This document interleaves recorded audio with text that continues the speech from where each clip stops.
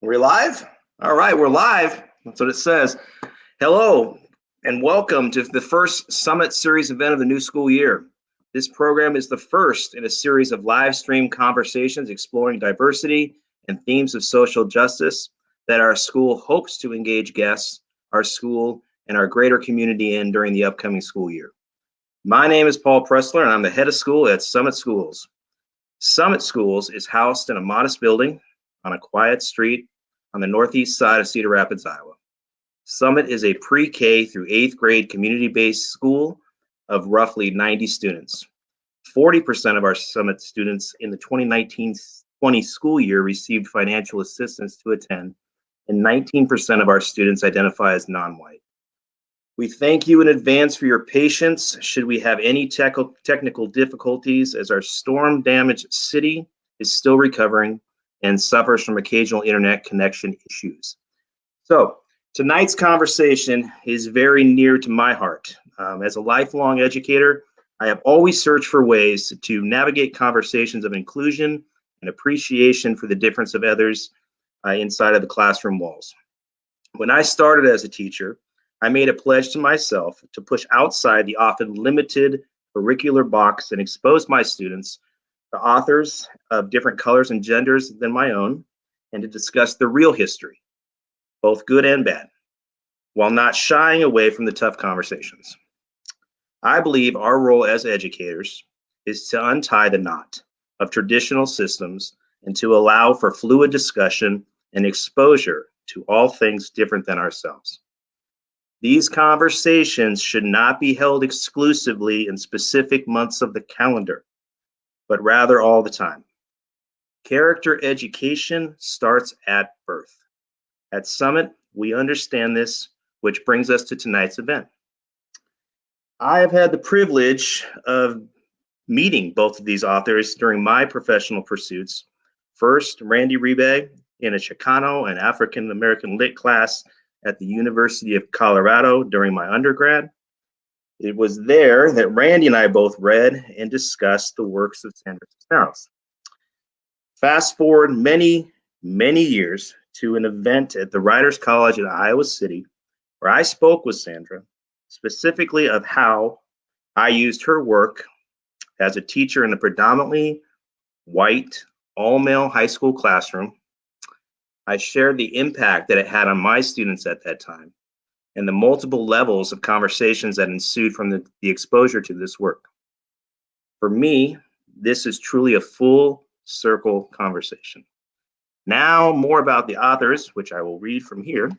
Our first author that we're welcoming is Randy Ribay.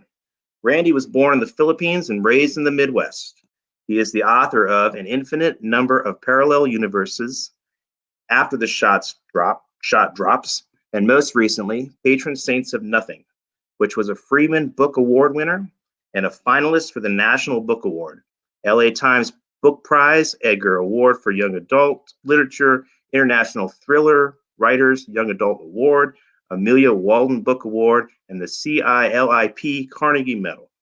In addition to writing, Randy is a full-time high school English teacher in the San Francisco Bay Area. Our next author, Sandra Cisneros.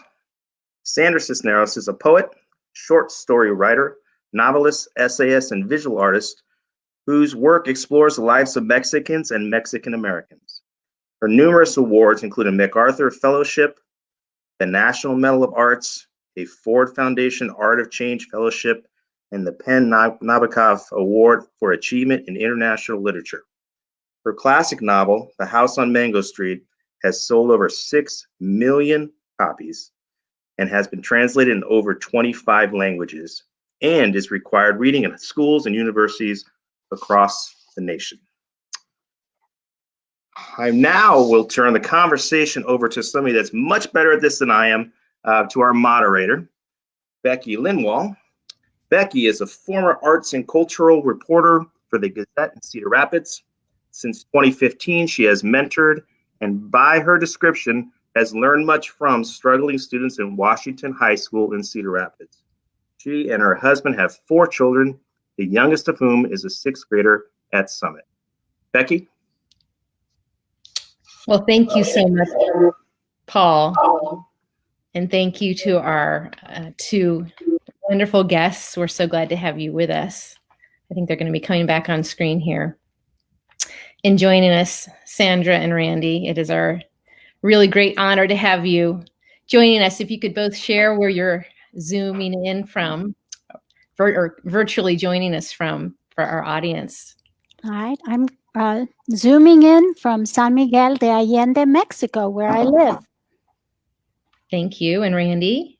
And I'm zooming in from Stanford, California, specifically my kitchen. Where I'm sure your weather in both places is much nicer than what we've got here right now. Today. A drizzly night. We want to thank our audience as well for tuning in and remind you that there's an opportunity for you to send in questions as they come to you and type them in on your screen. And then they will be provided to me later on at the kind of the end of the hour, at the last 15 minutes or so. And you'll be able then to ask your questions that way to our guests. I wanted to start by talking about who you are as people and your experiences growing up as the children of immigrants in this country, and what school was like for you at a time which may not have been as progressive as we like to think we are now, although we all have a ways to go, in terms of what it felt like in your communities. And Sandra, I'll start with you, a daughter of Mexicans living in Chicago. All right. My father is the immigrant. My mother's Mexican American of Mexican immigrants. So I spoke English in my home with my mother and Spanish with my father, and a mix of the two, when I was talking to both of them. And my life was actually, even though I was monetarily poor, you can be very wealthy in other ways. So my home life was very wealthy in that my mother and father were very loving. I am the only daughter in a family of 6 boys, and that, I think, helped to create me as a writer, because I felt I didn't have a voice with 6 loud brothers. And also in school, I was very shy. My father would always pluck us out of school, actually wait till the summer and then go to visit his mother in Mexico City and father. And then he would bring us back, not exactly in the beginning of the year, but not too late. So that made me very vulnerable, because I was always the new kid, new neighborhood, new school, lots of teachers before I was in 6th grade.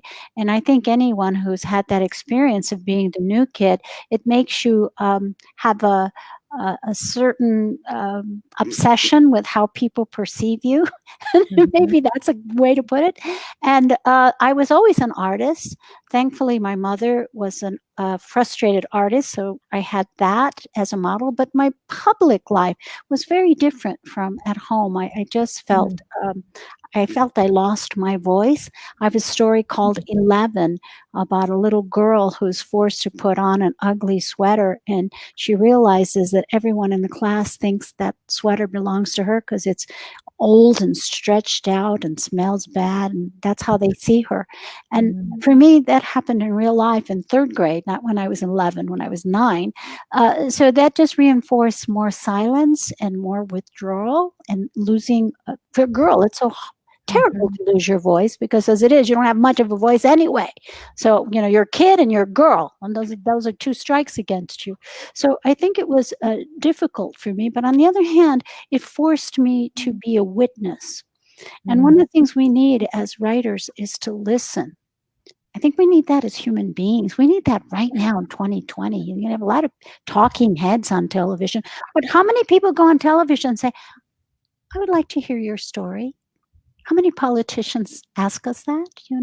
If we did more listening, we would heal and we would unify ourselves. And I think that this pandemic, I'm going to just put my philosophy in there, is about us healing. It's about us taking the time to first hear ourselves and hear one another. And I'm very grateful to all of you who have invited me to summit school, because I had a painful experience in Iowa when I was in the writer's workshop, and I didn't speak for 2 years. So I feel as if divine providence and spirit has brought me back to be able to tell my story and to listen to you all. And I think this is the greatest time in the universe when we're all interconnected with the pandemic to realize how much, like it or not, we're going to have to move forward together. Well, thank you. There's a number of things that we'll tease out that you have just shared there in a little bit. I want to continue that conversation. Randy, how about you? Will you tell us where you grew up and the cities that you were in and what it was like being the son of 2 Filipino? Just one. Oh, just one. You're an hyphenated as well. I misunderstood that. So was your mother, is your mother American? My mother is white American and my dad's Filipino. Right. Yeah. Okay. Immigrant to the United States. So first of all, thank you for having me here. Thank you for inviting me. Thank you, Sandra, for being here. You're one of my literary heroes. So it's like, I'm not usually nervous at panels, but I'm like nervous I'm going to say something stupid in front of you. Yeah. So I was born in the Philippines. Like I said, my mom's white American. My dad is Filipino. And shortly thereafter, my family moved to the United States. And so, some friends on Twitter today were having a discussion of kind of like, what generation do you say you are, right? First generation, second generation. I'm like, I have no idea. Because my mom was citizen, my dad wasn't. Yeah. And so I usually say like 0.5 or something. You have to say half generation. I don't know either. Yeah. You never was good at math. Yeah. So growing up, like, it was kind of interesting because both my parents kind of came from poverty, but we were more eventually kind of moving up toward middle class. And I kind of initially lived when we moved to the United States in a low-income area outside of Detroit, Michigan. And then when I was like elementary school age, we moved to the suburbs kind of next door. So it was kind of very stark difference kind of economically, racially. And so the community that I grew up, I would say primarily in, from 5 to high school, was a primarily white upper middle class community. And I was probably one of the only Filipino American kids in that district, except for, I think there was like one other kid, and then also my 2 older siblings, right? And so it was kind of a split kind of identity, I guess, right? The hyphenated identity. Where on one hand, I was very much kind of deep into that culture, the white culture, white mainstream culture. But then also at home, I think, our values, our kind of disciplinary tactics were much more aligned with like Philippine culture. We would like go to Philippine parties on the weekends, like random Filipinos who lived in the metro area. I played in an all Filipino basketball league growing up. So it's kind of like these 2 parts of myself that was kind of bouncing back and forth between. I guess like the first language I spoke was actually kind of a mixture of Tagalog, which is one of the most common languages in the Philippines, and Bicol, which is the language of the province where my dad is from. But then my parents were kind of part of that generation that, wanted to assimilate, wanted us to succeed, and so didn't kind of stopped speaking to us in the household. And so my siblings and I kind of just eventually grew up with all English. So that part was kind of fading away as I got older. And kind of growing up as one of the only people of color in any kind of situation that I was in generally, one of the things I think that impacted me was I just had a feeling that I didn't belong, because one of the questions I got all the time growing up from my classmates, from my teachers, from my coaches, was, what are you, right? What are you? Which I understand is not ill-intentioned. It's curiosity about ethnicity, usually, just not phrased in a great way. But when you get asked that question over and over and over again, you internalize the idea that you don't belong. There's something about you just visually, right? About your phenotype that just doesn't fit in, that people feel the need to try to place you and they can't, and they kind of ask you that question. And so I think I carried that with me for a long time, and probably still carry it with me to a large extent. And then kind of on top of that, I guess, as the son of an Asian immigrant to kind of skirt stereotypes here, I was kind of expected also to go into a profession that was economically successful, right? Doctor, engineer, something like that. I was also from a military family, so I was also expected to go into the military at some point. And I kind of did that for a while. I kind of followed that path for a long time because I did what I was supposed to do. I was a good student, right? Didn't really care about education or anything, just kind of did what I was supposed to do because that's what was expected of me. Went to college, UC Boulder, where I met, or CU Boulder, where I met Paul, and initially went in there. I don't know if Paul remembers this, but I initially went in as an aerospace engineering major in Air Force ROTC. Check all the boxes. Yeah. And I did that for a year, and I was miserable, right? Because I was like, this is not for me. Like engineering, I liked the creative aspect of it. I didn't like the actual like math part of it yet. And then the military, I was just having increasing moral qualms about being part of the military. And so eventually, after that first year, I took an English class, and then I switched over to English. So, teaching English, writing books was not something that like I grew up thinking about doing one day, because it was not, nobody in my life was an artist. I didn't have any family members that were practicing artists of any kind. My family was not a family of readers, so I wasn't, my parents always made sure I had books, but I didn't see them reading or anything like that themselves. And I could go a little bit more into that, and that kind of touches on how I met Paul and how I got introduced to Sandra's work. So, wow. So that, I guess, brings me to one of my questions which is what kind of was the turning point for you I was thinking with you, Sandra, I just feel like you're just born writing. You were born writing down little bits and pieces about the splendid details that you're observing in all aspects of your life. It's just comes kind of pouring out. And I'm just wondering, did you feel that early on? And did you have a teacher or a mentor, someone who recognized that your voice mattered? I think everybody's born an artist. What kid doesn't like to draw or sing or dance? Everybody's born an artist, and then it just gets taught out of us. But fortunately for me, my art comes from the same place that my drawing, I still draw, comes from. And I was an artist. Fortunately, the school I went to didn't mess with me because they gave us no grade for art.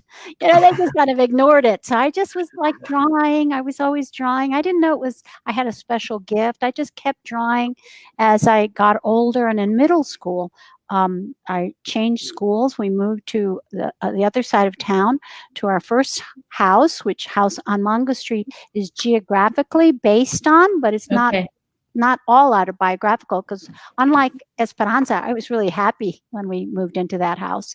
And we had a new school and a lay teacher. I was in 6th grade.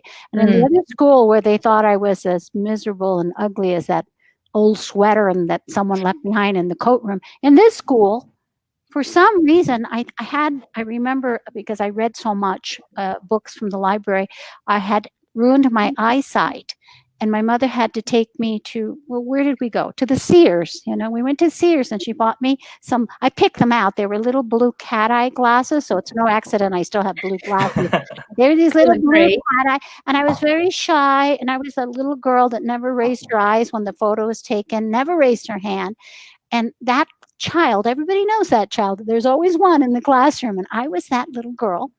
And then we changed schools, and suddenly, this teacher, new teacher, she whipped the page off my desk. I was coloring and drawing, and she whipped the page. And in the other school, that meant, stand up, you're going to get whacked with a stick.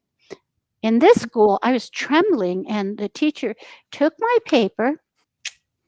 She went to the front of the class, and she thumbtacked it in the front of the room, and she told everybody, look what our new student has done, this beautiful drawing. And no one had ever told me that what I did was beautiful or exceptional or great. It was the first time anyone said anything positive in school, and I was in 6th grade. So I was sure it was those little blue cat eye glasses. She must have thought I was smart because of those glasses. And then I felt sorry for her. I said, "Oh, poor thing. She thinks I'm smart.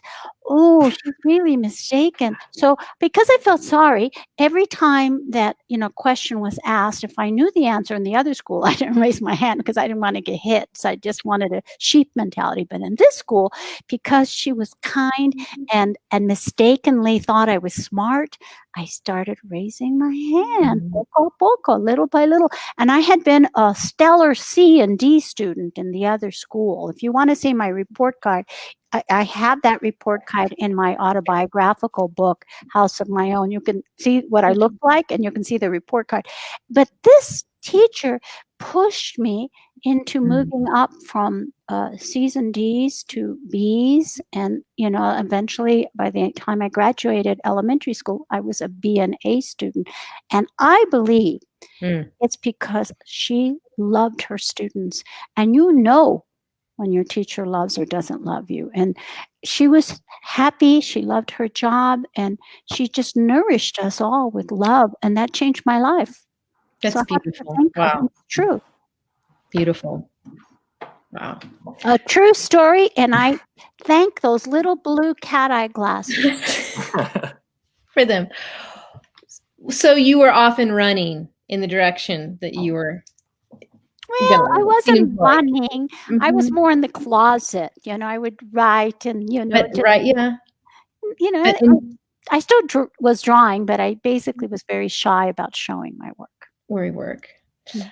Randy, was the class that you were in when you talk about making the transition from engineering to English, was that kind of the turning point for you? Or was that the teacher who made the difference? Or share a little more about that?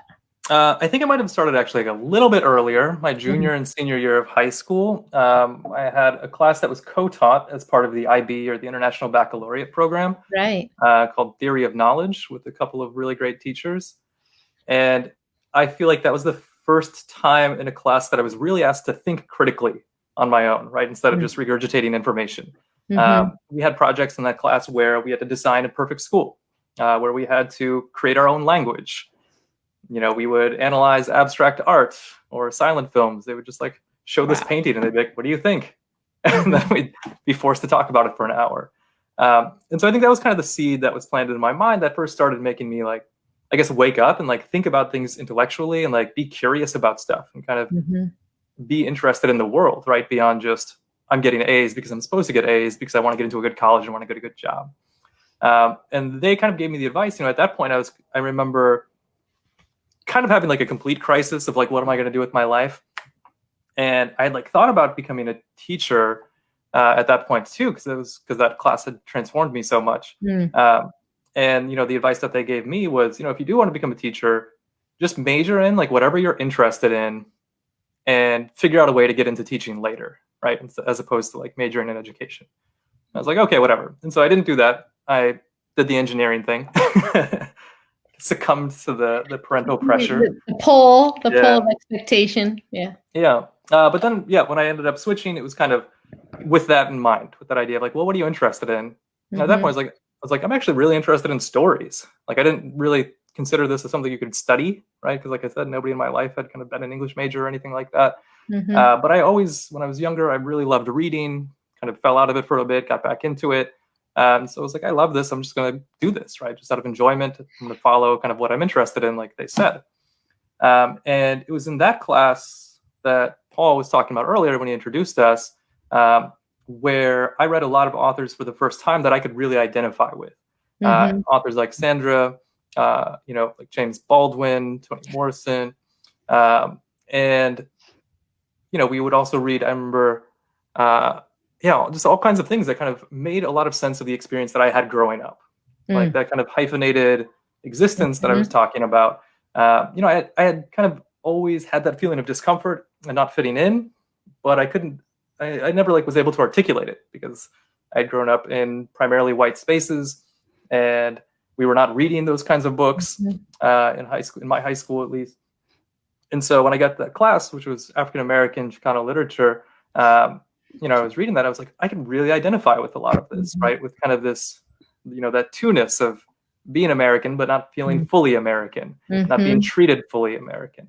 And so that was kind of a really jumping off point for me in terms of the way literature is not just something for enjoyment, but something that can kind of really help us understand ourselves and understand our connection to each other and understand the context of where we are right now, right?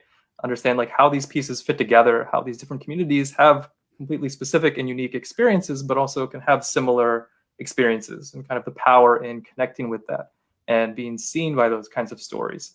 So at that point, I still wasn't really writing. I was just kind of reading a lot, but I think that was also a seed later on for kind of what I would want to do later on. Wow. So, I mean, just speaking to the importance of inclusion in the classroom, that class is a great example, right? It just opened up the possibility of what you already were, and it seems like it validated the experiences you had been having as a child and then a teenager. Yeah, for sure. I mean, holding a mirror. A lot of the books that I read growing up were, the dead white guy canon, as it were.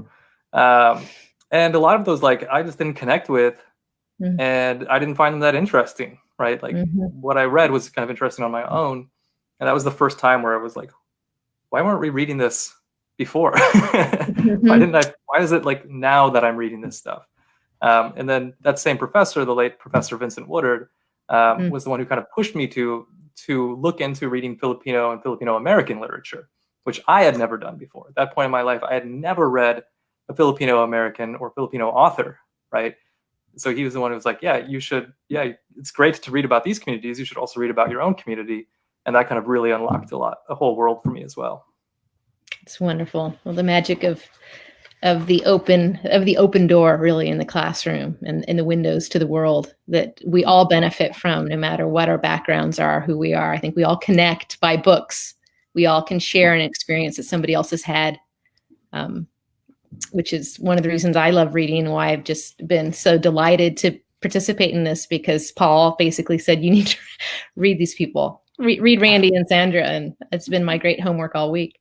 Sandra, would you, I'm just wondering if this would be a good time for us to share your writing with our audience. And Randy already talked about your writing as a kind of a jumping off point for him. And then I'll ask the same for Randy. All right. Well, this book, House on Mongo Street, was started in Iowa when I was in the poetry workshop. So the stories I started could not be used as part of my thesis, but they kept me alive when my spirit was dying. When we're depressed or we're in places of fear and anxiety, to create anything nourishes your spirit. So even though I was kind of going off the track by writing fiction when I was supposed to be writing poetry, I had to write these. They were a way for me to ask myself, what do I know that no one else knows? Because I felt so foreign at the University of Iowa's Writers' Workshop. I liked Iowa City, and I liked Iowa, and I liked the farms, and I loved the landscape, but the Writers' Workshop freaked me out, and I couldn't speak. So finding what was mine, what did I know that no one else knew, that's how House was born. And you can read the introduction, which I like to remind people is longer than the book, on your own. I love the introduction. The introduction tells you everything you wanted to know. And I wanted to answer all those lovely young people that write to me and ask, is this true? Did this happen to you? So I wanted to say once and for all, I still get those questions because they don't read the introduction, but it's all in there. And did you live in a house that color? I love it. Well, the thing is, I didn't write them in this order, and I didn't write them up and down or left to right. I would just write little buttons, and sometimes they would come out from the top to the bottom, but later I had to do the walnut game and place them. And after I had written many, I realized, oh my goodness, I need to establish the characters. In real life, I grew up with 6 brothers, mother, father, cousins, aunt and uncle, little grandfather, awful grandmother, big extended family that I would write about later in Caramelo once I got the skills down to handle that many people. But since this was my first book of fiction, I reduced the family to 4 people. And in order to 4 kids, mother and father, and in order to establish, who they were, I had to write something so you could tell them apart and get their names down very early. And so, so I wrote this, and this book this vignette is also a children's book with illustrations. But I'm just going to read a little piece because I'm not allowed to read the whole thing. My agent said, but I can read. We can sit all night if you wanted to do that. Okay, and it's called. I tried to think. Well, how can I establish the character? And I thought about their hair, and so this is called Hairs. Everybody in our family has different hair. My papa's hair is like a broom, all up in the air, and me. My hair is lazy. It never obeys barrettes or bands. Carla's hair is thick and straight. He doesn't need to comb it. Nanny's hair is slippery, slides out of your hand. And Kiki, who is the youngest, has hair like fur. But my mother's hair like little rosettes, like little candy circles, all curly and pretty because she pinned it in pin curls all day, sweet to put your nose into when she is holding you. And I'll stop there. And the stories in this book are good. Like if you went to work and your feet hurt, you can just read one. They're very, very short. Okay. That just gets me. The part about that the mother is so beautiful, and your relationship to her is so clearly so beautiful. Well, one of the things we forget about when we write is sense of smell. And sense of smell is the most accurate of our 5 senses, according to scientists. So if you want to write about something or someone, start putting your notes down, get the 5 senses, but get smell down there. And my mom, she had, when I had a nightmare, even when I was too old to be going to bed with my mom, she would let me come on her side of the bed. And I just loved the smell of my mom. She just smelled like fresh baked bread. It's wonderful. And she was your champion, wasn't she? You were breaking out, just like Esperanza. You were breaking out. My mom set for you culturally. My mom was sorry that she hadn't lived her dream. So she opened for all of her children doors to, we all love music. We all love art. Even my brother, who's a doctor and can't draw, he couldn't draw a thing. But he loves art. All of us have this great appreciation because my mom was hungry to be anything but what she was. She wanted to sing or dance or something, but she never reached it, and she didn't realize that she opened the path for us. And she got to see your house. Yeah, right? She got to see my success more than anything, because she always said, study whatever you want, just make sure you earn your own money. And that's the advice I give to young people today. Earn your own money, because as long as someone's giving you money, they'll tell you how to live your life. And you want to, as an artist, be as independent as possible. You don't have to earn a lot of money. You just don't want to be homeless. Just make sure you earn your own money. And my mom taught me that. She said, even if you're married, you must earn your own money. Well, it's a beautiful testament to her wisdom and love for you. I write about her a lot, especially since she died. She's still in my writing often. So, Randy, we can see why hearing those words, reading those words on a young, 20-year-old may have opened up the possibilities for you to share what you knew so well. And I would now ask the same for you from Patron Saints of Nothing, which is such a beautiful book on so many levels. You're holding a mirror. You're holding a mirror to the United States. You're holding it to the Philippines in the story of a boy who lives in both worlds and yet not quite in either of them. Yeah. So just a little context if people have like no idea of the book, right? Because unfortunately we have not yet sold 6 million copies. But You're on your way. if you're not familiar with it, it's about a Filipino-American teenager whose cousin in the Philippines is killed as part of the drug war that's happening there right now, unfortunately. He doesn't believe his cousin was tangled up in all of that because they used to be really close when they were younger, but his family won't talk about it. So he goes to the Philippines to try to figure out what exactly happened to his cousin. So that's the context here. I'm going to read something from a little bit later in the story, just generally without spoilers at this point. The main character, Jay, is in the Philippines. He has learned some stuff about his cousin, and there are still some other things that he needs to learn.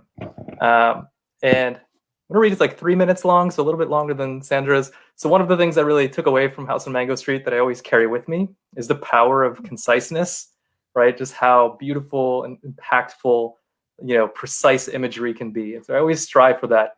And so, when I hold up this book and it's like 300 something pages, I'm like, not there yet. Yeah, but you forget, Randy, I studied to be a poet. I wrote poetry was what I first wrote before I started fiction. Ah, bravo. I didn't write it well, but I wrote it. All right. So here we go. Let's see. Yeah. The waves roll in and out, in and out. Some small, colorful flags strung from poles flap in the wind. A couple of kids run past me, kicking up sand. A stray dog, matted with the ocean's water, chases after them. I stop just shy of the water's reach, look from the sky to the horizon to my feet. The water's quiet as it gathers, then it comes roaring back in a low wave that breaks 20 or 30 feet out.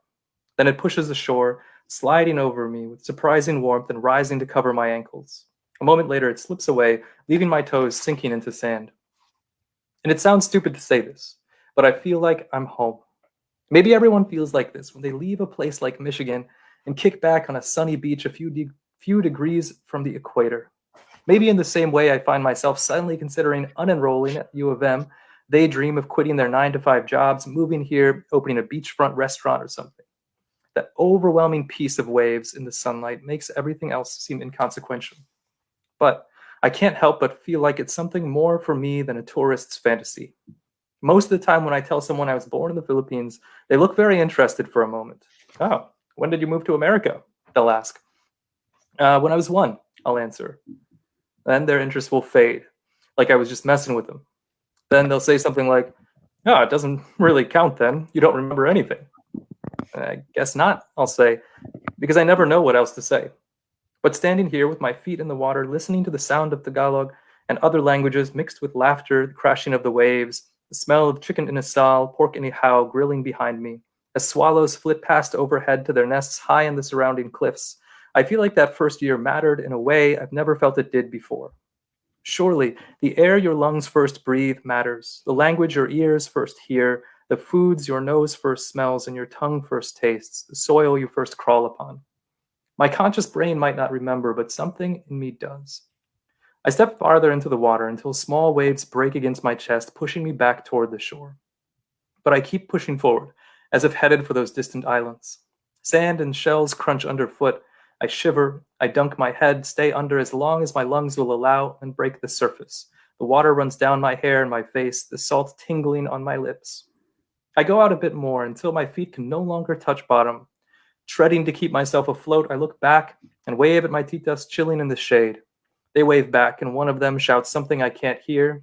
I wave again, turn to face the open sea. It starts to rain lightly, even though the sun's still out. Staring out there, it seems impossible that at this moment, this country contains countless girls in the same situation as Reina, countless men whose unchecked appetites serve as the teeth of that trap. It strikes me that I cannot claim this country's serene coves and sun-soaked beaches without also claiming its poverty, its problems, its history. To say that any aspect of it is part of me is to say that all of it is part of me. Thank you. Thank you. Wow. What do you think, Sandra? I think he's going Don't do this to me. 6 million copies. He's on his way. It's beautiful, isn't it? It's just, as I read that this week, since talking to you the last time, I was just wondering if that is that's you. Is that your experience? Did you have that kind of awakening? Yeah, I think in some ways, I think for me it happened differently.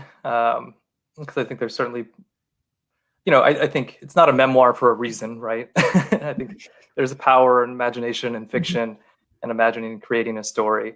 But there's certainly, something in my own experience and my own tangling with my identity as a Filipino American. That's part of that and part of the main character's story and part of some of the other characters' stories as well. And writing, I think, also is like an incredible therapeutic act. And I think writing this particular story, pushed me to further think about that and delve into my identity and figure out some stuff that I hadn't really thought too much about before, as well as kind of raise new questions that I'm still thinking about now. What feedback have you received from the Filipino community in this book? Yeah. So there's kind of a difference in the feedback that I tend to get from the Philippine community and then the Filipino American community. So I'll speak to the Filipino American community.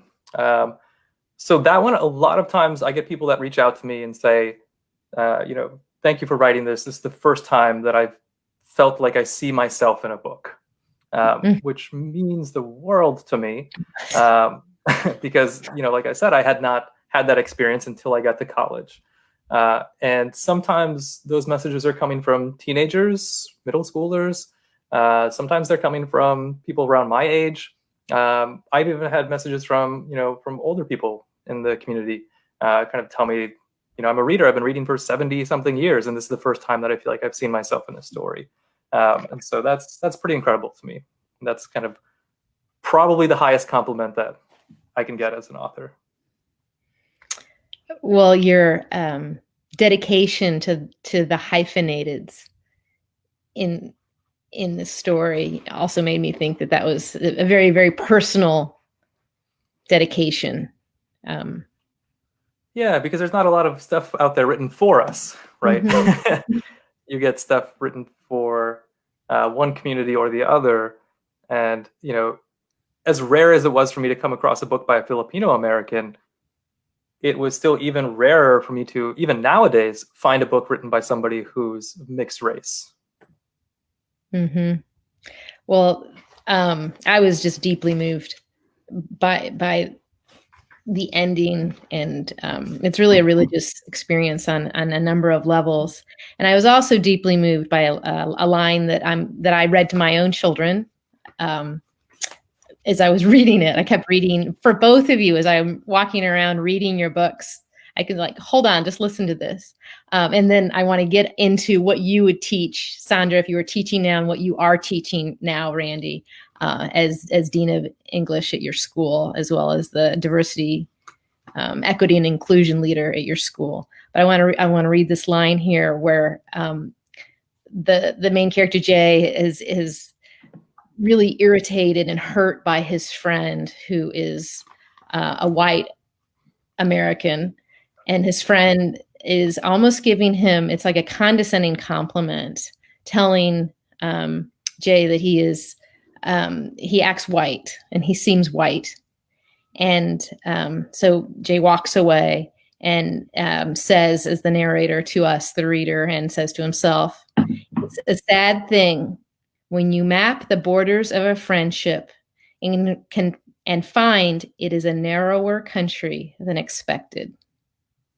And I was so moved by that line for a number of reasons. One, when growing up in high school in the 80s, if there were mixed kids at our school in the middle of Kansas, you'd always hear the word, well, they're whatever color on the outside, but they act white on whatever color on the inside. In the Philippines, we call that a coconut. Coconut on the outside. Or Oreo, whatever, whatever it is. And it's just like,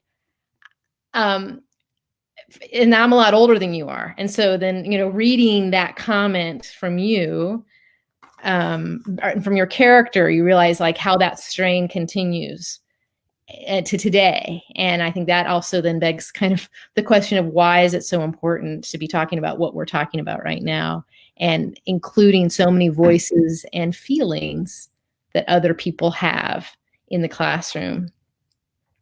And I know you, Sandra, have mentored so many writers and young learners. So I would start with you asking this, and then I'll want to ask Randy as well. What in the kind of the perfect classroom setup of teaching in a year, what what are some of the materials that you'd want to share, our must reads? Oh, well, one of my favorite writers is Hans Christian Andersen, the Danish writer.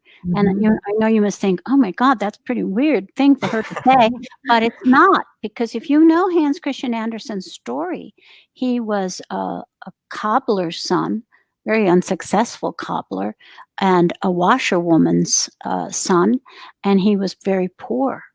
And he was actually thought he was going to have a singing career or a career as a playwright. And it's, this we're talking about the middle of the 1800s. He had no money to get schooled, and through his own audacity, because he was just thought he was the greatest gift, would go out there and knock on doors until somebody found a patron. But the remarkable thing about Hans Christian Andersen is he introduced spoken Danish to Danish literature. And to me, that's very parallel to what a lot of people in the immigrant community are doing by creating a new kind of English literature that combines the rhythms from their native culture, and then they write in English. And I'm sure, Randy, you do this without knowing it, and I do it too, that there's a little flavor in the way we put our sentences together. There's a music there that comes from having another intonation, another language. Even if we don't put a syllable of that language, it's there. And Hans Christian Andersen did this too as well, by introducing a class difference into what was considered, art for the erudite, the very wealthy class. And he revolutionized the literature of that country. And suddenly you have people like Charles Dickens and other writers who write from the classes, from multiplicity of classes, sitting up and paying attention. So I think that people who come from other cultures, or from wherever they come from, or other genders or other sexualities, or, if you write from your heart, you are giving a gift to your mother tongue. And all of us, whether we're women or gay or Filipino or Czechoslovakian, if we write and from our hearts, without knowing it, not even intentionally, we're giving a new flavor to American letters. And that's a beautiful thing. That's wonderful. How about you, Randy? And then we're going to move on to the questions, because we're starting to get some in from our audience here. Kind of, what are your priorities for your students? I think what Sandra said is fantastic, and it's like a lot harder than it seems, right? It's a lot harder to kind of tap into that than it sounds, because I think so much of schooling is coming from a place of teaching us kind of the upper middle class, white, Eurocentric standards. And those are kind of held up as the norm, right? As the objective superiority kind of idea of whether it's how to speak or how to use language. And so a big part of this is kind of unlearning that and questioning that, right? And so, what I would recommend for people to read in terms of this kind of topic, especially teachers, but I think valuable for everybody. Number one, a speech given by Rudine Sims Bishop called Mirrors and Windows. Mirrors, Windows, Sliding Glass Doors, which a lot of people, that language is kind of being used nowadays to talk about the way books can be mirrors, they can be windows, they can be sliding glass doors, and kind of all children need all of those kind of functions of literature. And that historically, people from traditionally marginalized groups have only had windows, right? And so that's a great piece. I would also recommend the TED Talk by Chimamanda Ngozi Adichie called "The Danger of a Single." Adichie, just remember that. Okay. Called "The Danger of a Single Story," which kind of goes into the damage that it can be done when we kind of only have this one idea in our head of a certain group of people, and kind of how to combat that. And then in terms of just teaching pedagogy, I would recommend "Teaching to Transgress" by Bell Hooks. Will you repeat that title one more time? Yeah, "Teaching to Transgress" by Bell Hooks. Love Bell Hooks. Yeah, so much wisdom. People need to read more Bell Hooks. I once got on a plane and sat next to her. What? Yeah, that's how I met her. That's wild. Well, I'd like to just thank you both. This is just really the tip of the iceberg of where we could go with this conversation. And we're just so honored to have you in our little corner of the world to shed light and share the beauty of language as it comes to you It's really a gift. I Well, it's know a that we gift have for some me. questions coming, and so here's one that you probably can see as well, but it's how can we as teachers help students find their voice? Okay, well, can I say I discovered my voice in Iowa City when I went through a crisis of realizing that I didn't have a house, and I'd never seen my house written about in a newspaper or magazine story or film or book with love. If I saw it in the newspaper, it was always disparaged. And I had that moment when I almost quit the writing program because I felt so ashamed and I felt that I didn't belong there. But the good thing is that I got angry, and anger can be a very positive energy to do. Usually we do some violence to ourselves or violence to others, verbally or physically. And fortunately, I thought, well, instead of quitting this program, I'm going to write the book that I've never seen. And I was so angry. I began from a place of rage, which is fine. You can begin wherever you are, just don't end there. And I began from a place of rage. So, it's good to tell students, think about the thing you're most angry about, or the thing you're most ashamed about, the elements, the events you wish you could forget. Go back to those memories of things you wish you could forget. Maybe it's just a little bit of dialogue, something someone said or something you witnessed or something that was done to you, and write about it as if you cannot publish it in your lifetime, and write about it in the voice you would use if you were wearing your pajamas, and the one person who could see you in your pajamas, you wouldn't have to get a robe, talk, and do not use any other voice. Use the voice you use in your pajamas, and write 10 things you wish you could forget, and write from that place, because writing is really about healing those wounds. And sometimes the writing will mend us. By the time, we may begin with anger, but by the time we finish, it's going to compost and come up with this little flower. Sometimes you will let a genie go that is too great for you to heal yourself, and you'll need a therapist or a healer to help you. But I have found that for me, writing took me to the greatest moments. It helped me to heal my wounds, and it taught me that I could be of service for other people who have those wounds. Wow, thank you. How about you, Randy, on that question of helping students find their voice? So that was, of course, beautifully said. Unsurprisingly, I love that image of composting.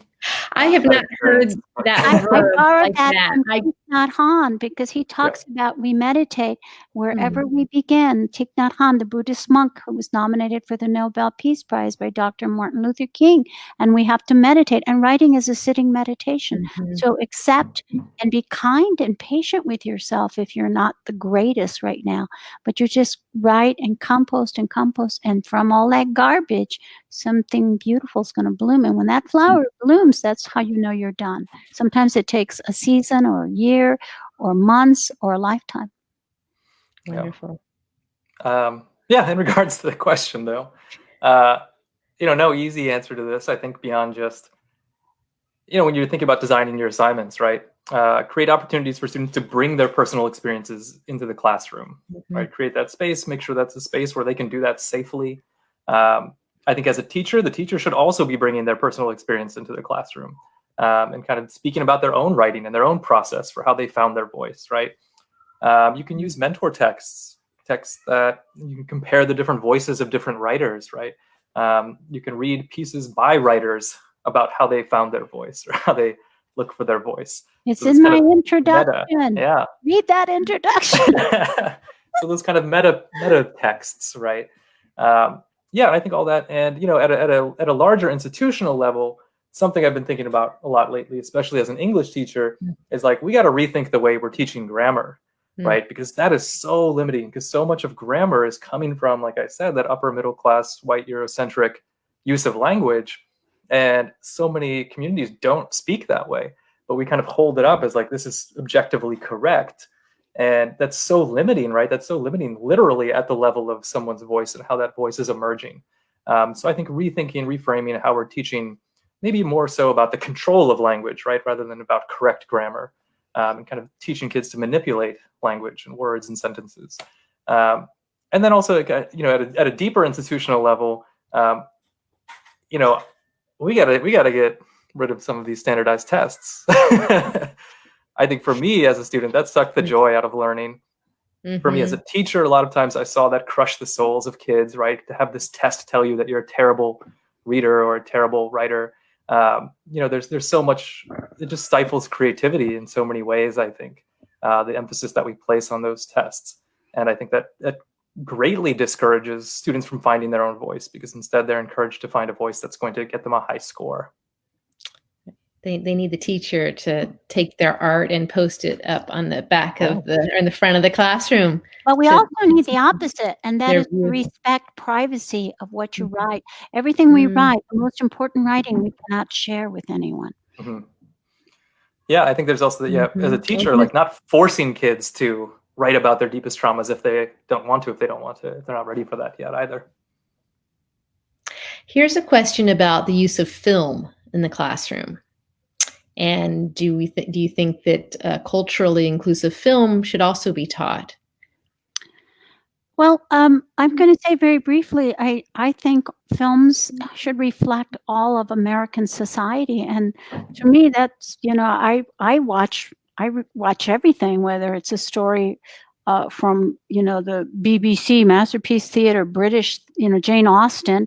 And I also want to look at the film by a woman who's a gypsy in Seville. You know, I want to look at everything. So I think it's important that we look at the world as it is. We're all globally connected. So we have to, because the more someone creates a specificity of their self, the more universal the story becomes. And so we're going to find ourselves, whether it's in Jane Austen or that Sri Lankan writer who's gay, or whether it's going to be that Bolivian filmmaker, you know, all of it is, you're going to find the universal. And that's the most exciting thing, when you can see yourself in someone who doesn't look like you, who doesn't come from your world. When you see yourself, that's when you really make connections and become respectful of other communities. Yeah. And I think, like, you know, any survey you look at in terms of teenagers' media usage, right, is just showing how much more time kids are spending watching, not movies anymore, really, but TV shows, right, streaming platforms, and YouTube shows and video games. And I do think, like, not just film, but I think we should also be bringing those other forms, those other mediums of storytelling into the conversation, because, you know, we can have a discussion on symbolism in the cartoon show Steven Universe, right? We can analyze the plot of a movie, and it's important that we're equipping kids to process that media, to analyze that media, and think critically about all forms of media. As much as I love books, and I think they do offer, the written word, written language kind of offers something that I think other mediums can't necessarily. You know, I don't think they're the only medium we should be holding up as objects worthy of study. Sure, right.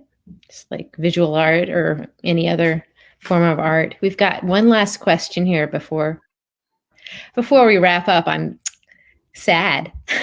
I'm sad to let you go personally. This is a question for Sandra, that you mentioned writing little buttons. And while you were writing these buttons, were you intentionally writing House on Mango Street, or did that all come together later? When I was writing House, I discovered that I could write best fiction if I wrote little buttons, you know, that I just saved dialogue or things I saw, especially when I was a teacher, because when you're a teacher, you don't have a lot of time. So I would note things from my students or things they would say to me, because they were brilliant storytellers. And I just would write, you know, little buttons, because that's all that I had the time for. And then I take all the buttons out of my file and put them together and develop them. Sometimes I just had a title, you know, The Family of Little Feet, and then I would, you know, have to gallop from that. But it's still a process I use now. I still work with little buttons, whether I'm writing a poem. And, you know, it's less intimidating if you think, oh, I just have to write a button. I don't have to make a wedding dress, just a button. I love it. Yeah, that's a lot easier. And the button can be, you know, a couple of lines, one sentence, something you saw, something you heard, something that shook up the little snow globe in your heart, whatever. Yep, they're always on my grocery receipts in the middle of my car as something comes to mind and I'm scribbling it down. So Exactly. thank you, You're welcome. both of you. This has been such a pleasure. It's been such a treat for our school and for our community, and it will be available for people to look at later. So a little memento will stay with us from you, and of course your books. And we've got Paul here to close our session. Okay, I'd like to say thank you to everyone here, all three of you, for what you've provided tonight. I really do appreciate it. Please stay tuned at the end of this event for our social media information for both of our authors. I'd like to thank you, our audience, for tuning in tonight. Well, we've got a glitchy screen. Try to read between the lines. Okay, we'll go back to that in a second.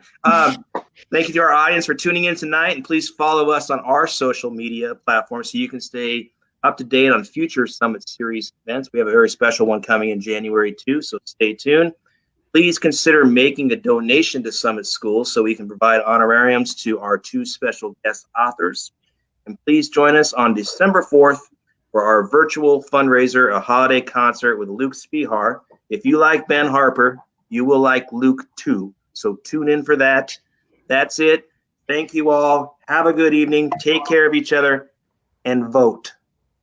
And thank you, everyone. if you had a question and you were too shy, like I was, to ask when you met a famous person, I have an Instagram and a website, and I answer all my mail. So I invite you to ask questions later that you said, oh, I should have asked that, or I'm too scared to ask, or that's too stupid. No, you can still connect with me. Okay? Yeah, same thing my way. Oh, Thank you, everyone. both. Thank You're you both. both of you. Appreciate it. Bye-bye. Bye. Thanks, Paul. Bye.